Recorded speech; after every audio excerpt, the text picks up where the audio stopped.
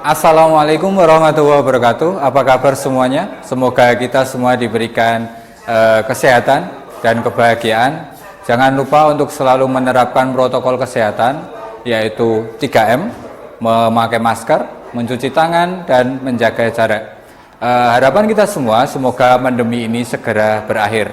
Oke, pada pembelajaran sebelumnya kita telah membahas tentang definisi atau konsep ketimpangan sosial. Kemudian selanjutnya faktor pendorong atau penyebab ketimpangan sosial. Dan pada hari ini kita akan membahas tentang bentuk-bentuk ketimpangan sosial. Ada beragam atau mungkin banyak sekali bentuk ketimpangan sosial. Tetapi untuk membahas bentuk ketimpangan sosial tersebut, marilah kita saksikan tayangan video infografis sebagai berikut. Ini adalah kisah Dewi dan Putri, dua anak perempuan dari Indonesia. Dewi berasal dari keluarga yang termasuk 10% rumah tangga terkaya di Indonesia. Sebaliknya, Putri berasal dari keluarga yang termasuk 10% rumah tangga termiskin di Indonesia. 28 juta orang Indonesia hidup miskin seperti keluarga Putri. Ketimpangan antara Dewi dan Putri dimulai sejak dalam kandungan. Ibu Putri tidak mampu untuk mengunjungi fasilitas kesehatan formal ketika hamil dan juga tidak mengkonsumsi nutrisi yang sesuai. Akibatnya, Putri lahir dengan berat badan di bawah normal. Ibu Dewi mampu untuk datang ke dokter secara teratur dan mendapatkan asupan gizi yang baik sehingga Dewi lahir normal dengan berat badan yang cukup. 2 tahun pertama, Putri tidak mendapatkan imunisasi yang lengkap dan asupan gizi yang baik. Akibatnya, Putri tidak bisa menyusul tinggi badan Dewi dan malah semakin tertinggal. Dewi besar di rumah yang memiliki saluran air bersih dan toilet. Keluarga Putri tidak memiliki toilet. Karena buruknya sanitasi di lingkungan rumah, Putri sering terkena diare. Penyakit diare menyebabkan pertumbuhan Putri semakin terhambat, sedangkan Dewi terus tumbuh sehat dan tinggi. Kesenjangan antara Dewi dan Putri semakin dalam ketika mereka memasuki usia sekolah. Dewi dimasukkan ke dalam program pendidikan anak usia dini yang mendukung pertumbuhan kognitifnya. Sedangkan Putri tidak, dia hanya tinggal di rumah. Dewi sekolah hingga lulus SMA, lalu melanjutkan ke perguruan tinggi. Putri juga sekolah hingga tamat SD. Namun, karena tingginya biaya untuk buku, seragam, dan transportasi, Putri tidak bisa melanjutkan sekolah. Ia terpaksa tinggal di rumah dan membantu mencari nafkah untuk keluarganya. Setelah lulus sekolah, Dewi mendapatkan pekerjaan yang layak dengan gaji yang tinggi. Putri yang hanya lulus SD harus puas dengan pekerjaan di sektor informal dengan penghasilan yang kecil dan tidak pasti dan perlindungan yang minim. Tanpa pekerjaan yang layak, Putri yang kini telah berkeluarga tidak mampu menyekolahkan anaknya atau membawanya ke fasilitas kesehatan ketika sakit. Karena itu, rantai kemiskinan dan ketimpangan terus menjerat dari generasi ke generasi. Tapi, kisah Putri tidak hanya dialami oleh 10% termiskin. Hampir 68 juta orang Indonesia yang termasuk 40% terbawah hidup sangat dekat dengan garis kemiskinan. Sangat mudah bagi mereka untuk terperosok ke dalam jurang kemiskinan. Gagal panen, kehilangan pekerjaan, atau sakit bisa menyebabkan mereka jatuh miskin. Tapi mari kita mundur sejenak. Bagaimana jika Ibu Putri bisa mendapatkan perawatan yang layak di saat hamil? Bagaimana jika Putri bisa mendapatkan imunisasi lengkap? Bagaimana jika rumah Putri memiliki air bersih dan sanitasi layak? Bagaimana jika Putri bisa sekolah dari TK hingga lulus SMA? Bagaimana jika Putri bisa mengikuti pelatihan keterampilan dan mendapatkan pekerjaan yang layak? Ini tidak hanya bermanfaat bagi Putri, tapi juga anak dan cucunya. Dan apabila anak lain seperti Putri juga mendapatkan peluang yang sama, mereka bisa bermanfaat untuk komunitas mereka. Dan pada akhirnya, mereka akan bermanfaat untuk Indonesia. Tapi ini semua dimulai dari memberikan Dewi dan Putri kesempatan yang sama. Nah, pada pembelajaran sebelumnya,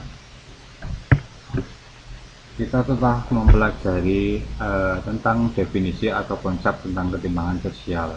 Pada pembelajaran kali ini, kita akan mempelajari tentang bentuk-bentuk ketimpangan sosial. Sebenarnya ada banyak sekali bentuk ketimpangan sosial, tetapi yang akan kita bahas hari ini hanya ada beberapa macam bentuk ketimpangan sosial.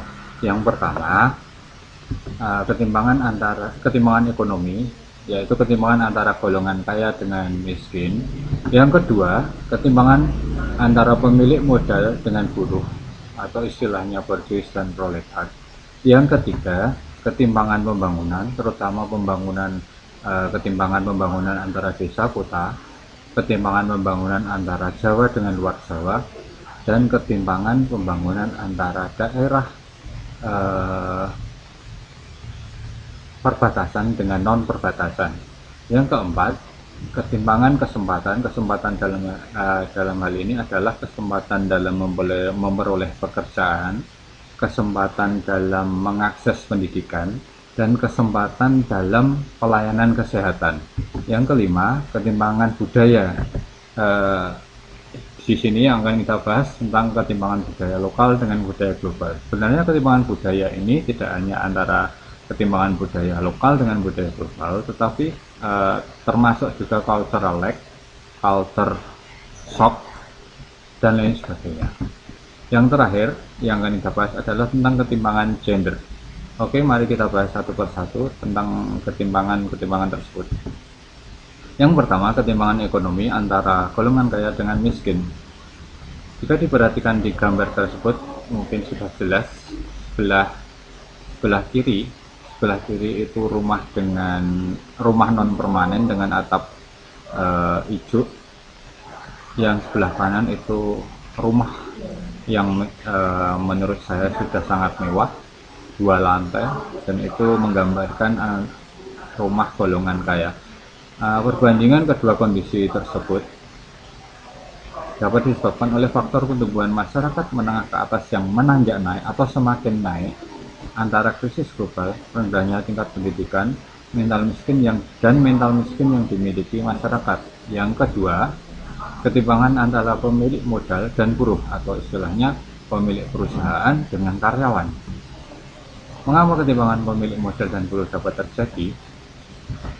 Ketimpangan pemilik modal dan buruh berkaitan dengan jaminan upah yang diterima buruh. Kita sudah tahu ada aturan tentang upah minimum regional atau UMR, atau mungkin upah minimum kabupaten, dan juga upah minimum provinsi. Jarak ketimpangan sosial semakin melebar ketika banyak pemilik modal tidak memberikan upah sesuai standar upah yang ditetapkan pemerintah daerah. Beban pekerjaan pun tidak sebanding dengan upah yang diberikan. Yang ketiga, ketimpangan pembangunan. Yang akan kita bahas di sini adalah ketimpangan pembangunan di Indonesia itu ketimpangan pembangunan antara desa dengan desa, ketimpangan antara Pulau Jawa dengan luar Pulau Jawa, dan ketimpangan antara kawasan perbatasan dan non perbatasan. Yang keempat, ketimpangan kesempatan. Kebetulan yang ditampilkan di gambar ini adalah kesempatan dalam mengakses pendidikan atau kesempatan memperoleh pendidikan. Sebenarnya ada beberapa macam ketimpangan kesempatan, di antaranya ketimpangan kesempatan dalam pelayanan kesehatan. Kita tahu antara BPJS dengan umum, ketimpangan tentang pekerjaan, kesempatan memperoleh pekerjaan, dan lain sebagainya. Yang kelima, ketimpangan budaya lokal dengan global. Ketimpangan budaya merujuk pada ketidaksepadanan posisi budaya yang dianut atau dijalankan oleh masyarakat. Penyebabnya adalah adanya budaya populer, pop culture, yang berasal dari barat diikuti oleh masyarakat dunia dan ditiru termasuk Indonesia. Akibatnya budaya barat lebih digemari dan budaya lokal tersisihkan. Yang terakhir, ketimpangan gender. Ketimpangan gender di sini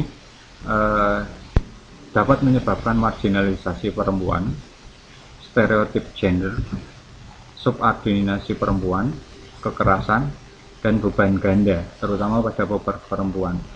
Demikian beberapa bentuk ketimpangan sosial. Untuk pertemuan selanjutnya kita akan memperdalam tentang bentuk-bentuk ketimpangan sosial dengan melaksanakan diskusi. Terima kasih. Wassalamualaikum warahmatullahi wabarakatuh.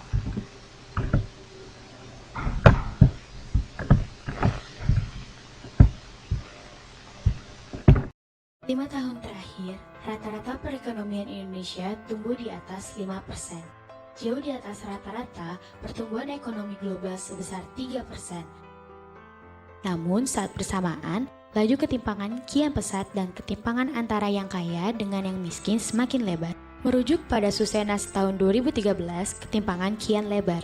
Berdasarkan rasio Gini di tahun 2013, angka ketimpangan mencapai 0,41. Angka ini merupakan angka tertinggi dalam sejarah Republik Indonesia. Data ini juga menggambarkan dalam 10 tahun terakhir terjadi percepatan ketimpangan yang terjadi baik antara masyarakat berpendapatan rendah dengan masyarakat berpendapatan tinggi, antara desa dengan kota, maupun antara Indonesia Timur dengan Indonesia Barat. Demikian juga antara Jawa dengan luar Jawa. Laporan Infit semakin menegaskan kondisi ketimpangan yang kian dalam. Berdasarkan data yang diolah dari berbagai sumber, pendapatan level pekerja dibandingkan dengan rata-rata 100 CEO direksi tertinggi adalah lebih dari 350 kali. Majalah Forbes edisi Desember 2014 merilis daftar 50 orang terkaya di Indonesia. Total kekayaan 50 orang paling kaya mencapai 96,62 miliar US dollar atau setara 1.149,44 triliun rupiah. Jika dibandingkan dengan total penerimaan APBN di tahun 2014 yang sebesar 1.667,1 triliun rupiah, maka total kekayaan 50 orang tersebut mencapai 40% dari total penerimaan negara. Sementara, dibandingkan dengan total kekayaan negeri ini di tahun 2013 yang sebesar 878 miliar US dollar atau 10.536 triliun rupiah, maka total kekayaan yang dimiliki sebesar 11% dari total kekayaan negara. Sungguh luar biasa besar kekayaan yang dimiliki oleh orang-orang kaya tersebut. Demikian halnya dengan ketimpangan wilayah antara Indonesia Timur dengan Indonesia bagian Barat. Rata-rata wilayah Indonesia bagian timur memiliki indeks pembangunan manusia lebih rendah dibandingkan Indonesia bagian barat. Data Badan Penelitian dan Pengembangan Kesehatan Kementerian Kesehatan Republik Indonesia di tahun 2013 juga menunjukkan rata-rata bayi lahir dengan berat badan kurang lebih banyak berada di Indonesia Timur dibandingkan dengan Indonesia Barat. Juga rata-rata angka harapan hidup penduduk di Indonesia Timur lebih rendah dibandingkan dengan Indonesia bagian Barat. Temuan penting laporan Infit mengenai ketimpangan di tahun 2014 ini menunjukkan ketimpangan antara perempuan dan laki-laki semakin dalam. Mulai dari perbedaan kesempatan antara perempuan dan laki-laki untuk bekerja di sektor publik, pendidikan, kesehatan, akses atas air minum, tingkat harapan hidup, dan pendapatan. Guna memecahkan tingginya angka ketimpangan, Infit mengusulkan 5 jalan kuat.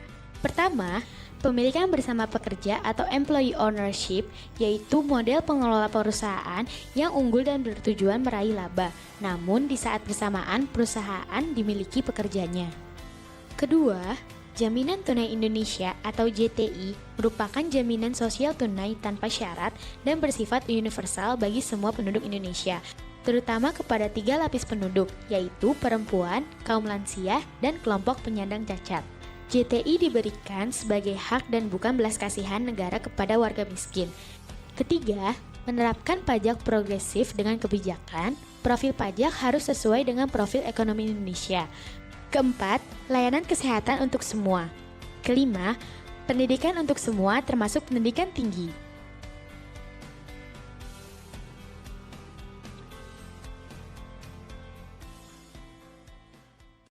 Ini adalah kisah Dewi dan Putri, 2 anak perempuan dari Indonesia. Dewi berasal dari keluarga yang termasuk 10% rumah tangga terkaya di Indonesia. Sebaliknya, Putri berasal dari keluarga yang termasuk 10% rumah tangga termiskin di Indonesia. 28 juta orang Indonesia hidup miskin seperti keluarga Putri. Ketimpangan antara Dewi dan Putri dimulai sejak dalam kandungan. Ibu Putri tidak mampu untuk mengunjungi fasilitas kesehatan formal ketika hamil dan juga tidak mengkonsumsi nutrisi yang sesuai.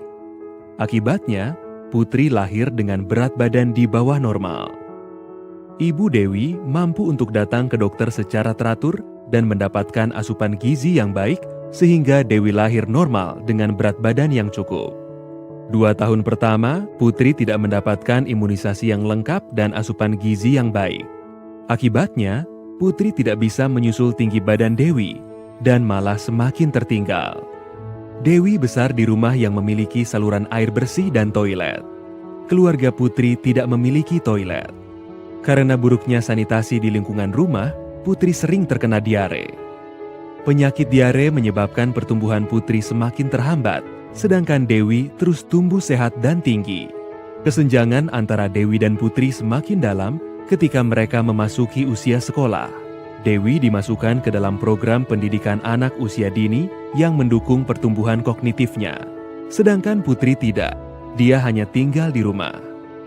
Dewi sekolah hingga lulus SMA, lalu melanjutkan ke perguruan tinggi. Putri juga sekolah hingga tamat SD. Namun, karena tingginya biaya untuk buku, seragam, dan transportasi, Putri tidak bisa melanjutkan sekolah. Ia terpaksa tinggal di rumah dan membantu mencari nafkah untuk keluarganya. Setelah lulus sekolah, Dewi mendapatkan pekerjaan yang layak dengan gaji yang tinggi. Putri yang hanya lulus SD harus puas dengan pekerjaan di sektor informal dengan penghasilan yang kecil dan tidak pasti dan perlindungan yang minim. Tanpa pekerjaan yang layak, Putri yang kini telah berkeluarga tidak mampu menyekolahkan anaknya atau membawanya ke fasilitas kesehatan ketika sakit. Karena itu, rantai kemiskinan dan ketimpangan terus menjerat dari generasi ke generasi. Tapi, kisah Putri tidak hanya dialami oleh 10% termiskin. Hampir 68 juta orang Indonesia yang termasuk 40% terbawah hidup sangat dekat dengan garis kemiskinan. Sangat mudah bagi mereka untuk terperosok ke dalam jurang kemiskinan. Gagal panen, kehilangan pekerjaan, atau sakit bisa menyebabkan mereka jatuh miskin. Tapi mari kita mundur sejenak. Bagaimana jika Ibu Putri bisa mendapatkan perawatan yang layak di saat hamil? Bagaimana jika Putri bisa mendapatkan imunisasi lengkap? Bagaimana jika rumah Putri memiliki air bersih dan sanitasi layak? Bagaimana jika Putri bisa sekolah dari TK hingga lulus SMA? Bagaimana jika Putri bisa mengikuti pelatihan keterampilan dan mendapatkan pekerjaan yang layak? Ini tidak hanya bermanfaat bagi Putri, tapi juga anak dan cucunya. Dan apabila anak lain seperti Putri juga mendapatkan peluang yang sama, mereka bisa bermanfaat untuk komunitas mereka. Dan pada akhirnya, mereka akan bermanfaat untuk Indonesia. Tapi ini semua dimulai dari memberikan Dewi dan Putri kesempatan yang sama.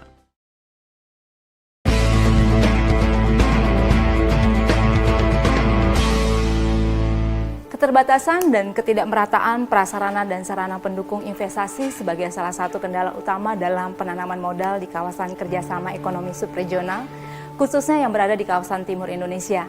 Di wilayah kawasan Indonesia Timur terdapat ketimpangan antar provinsi yang disebabkan oleh banyak hal, seperti perbedaan besarnya investasi dari setiap provinsi. Investasi ataupun akumulasi modal seringkali terkonsentrasi pada daerah yang lebih maju yang memiliki ketersediaan infrastruktur yang jauh lebih baik. Untuk mengatasi hal ini, kebijakan-kebijakan apa yang dilakukan oleh BKPM? Berikut adalah penjelasan Mahendra Siregar kepada BKPM. Sebenarnya kebijakannya sudah baik ya, dalam arti yang terkait investasi, misalnya untuk memberikan insentif kepada investasi yang berlokasi di luar Jawa.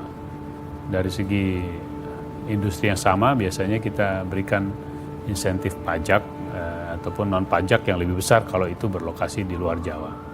Tetapi isunya sekarang saya rasa bukan insentif. Isunya adalah bagaimana di luar Jawa ini biaya produksi, cost of production itu tidak jauh lebih mahal dan lebih tinggi daripada di Jawa. Jadi terkait dengan soal ketersediaan infrastruktur, lalu konektivitas dengan pusat-pusat produksi maupun pasar yang menjadi bagian dari rantai pasok suatu bisnis, itu masih sangat terbatas.